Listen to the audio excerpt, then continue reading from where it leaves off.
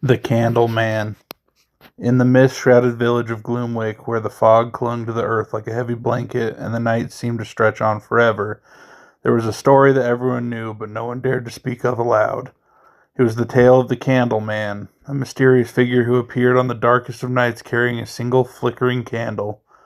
The elders whispered that those who crossed paths with the Candle Man were never seen again, their souls trapped forever in the wax of his ever-burning candle. Thomas was a boy with a restless spirit and a thirst for adventure, the kind that often led him into trouble. He had heard this tale of the Candle Man many times, told in the hushed tones of frightened villagers around the hearth. But unlike the others, Thomas did not fear the story. He was intrigued by it. He longed to see if the legend was true, to know if the Candle Man was real or just another ghost story meant to keep children in their beds. One night, when the fog was so thick that even the moon could not pierce through it, Thomas decided to test his courage. He waited until the village was asleep, the lights in the windows extinguished, and then he slipped out of his home, a small lantern clutched in his hand. The streets were deserted, the air heavy with unnatural silence. The only sound was the soft crunch of Thomas's footsteps on the damp cobblestones. As he wandered through the empty streets, Thomas began to feel a chill creeping up his spine. The fog seemed to grow thicker with each step, swirling around him like a living thing obscuring the path ahead. The houses of the village loomed out of the mist like ghosts, their outlines blurred and shifting. Thomas's heart began to race, but he pushed the fear aside, telling himself that it was just the fog playing tricks on his mind. But then he heard it, a faint, almost imperceptible sound, the flicker of a flame.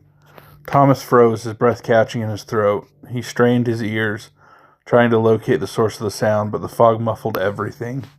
Then out of the corner of his eye he saw it, a faint flickering light just ahead of him, barely visible through the swirling mist. Curiosity and fear warred within him, but Thomas couldn't resist the pull of the light. He began to walk towards it, his feet moving almost of their own accord. The closer he got, the more he could make out the figure holding the candle. The light revealed a tall, shadowy silhouette, its face hidden in darkness, the candle burning brightly in its outstretched hand. Thomas's heart pounded in his chest as he approached the figure. The air around him grew colder, the fog so thick now that he could barely see his own hands. The candle's flame flickered and danced, casting long, eerie shadows on the ground. Thomas wanted to turn back, to run as fast as he could, but his body betrayed him, his legs carrying him closer to the Candle Man. The figure remained still, silent as a grave, its face a void of darkness. As Thomas drew near, the Candle Man extended the candle toward him, the flame reflecting in Thomas's wide, terrified eyes. The light was mesmerizing, pulling him in, making his thoughts sluggish and his body heavy. Suddenly, the flame flared brighter, and Thomas felt a searing cold rush through his veins, freezing him in place. He couldn't move, couldn't breathe, as if his very life was being drained from him.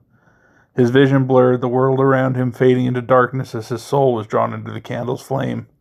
The last thing Thomas saw before the darkness claimed him was the Candleman's face, or rather the absence of one. Beneath the hood there was nothing but shadow, a deep, endless void that seemed to swallow all light. The Candleman turned the candle, now burning brighter than before, and disappeared into the fog, leaving behind nothing but the echo of Thomas's final breath. The next morning the village awoke to a thick, oppressive fog that seemed heavier than usual. As the villagers went about their day, they noticed something strange at the church altar. A new candle, small and unassuming, burning with a steady, unwavering flame. The wax dripped slowly, each drop glistening like a tear, but no one questioned where the candle had come from or why it never seemed to go out. The villagers spoke in hushed whispers of Thomas's disappearance, but no one dared to suggest what they all secretly feared. And so the story of the Candle Man continued, a cautionary tale passed down through the generations. The villagers would often glance at the candle on the altar, its flame flickering ever so slightly, and shudder at the thought of the souls trapped within the wax, their voices forever silenced. But at night, when the fog rolled in and the village was shrouded in darkness, some claimed they could hear the faint flicker of a flame and see a shadowy figure moving through the mist, carrying a candle that burned with the light of lost souls.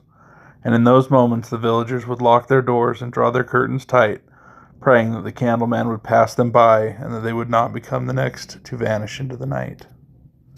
Happy Halloween.